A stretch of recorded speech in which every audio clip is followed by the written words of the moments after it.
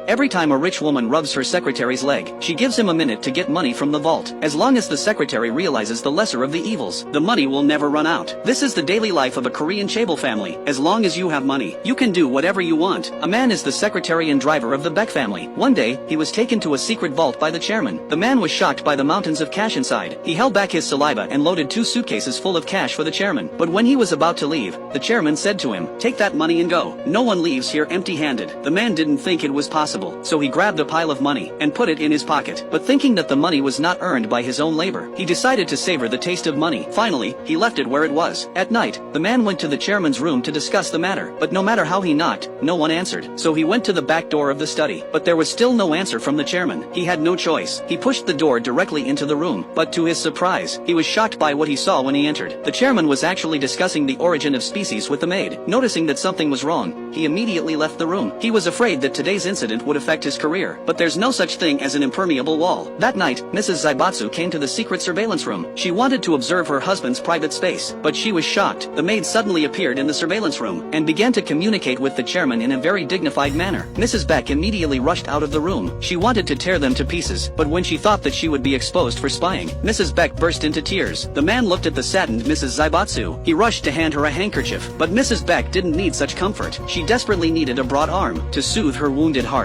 Listening to Mrs. Bai's complaints, the man's face was helpless. While he was trying to figure out how to comfort her, Mrs. Beck suddenly ripped off his shirt. The man rushed to stop her, but Mrs. Beck scolded him angrily. At this moment, the man feels like a duck, but thinking about the money in the vault, he decided to hold back.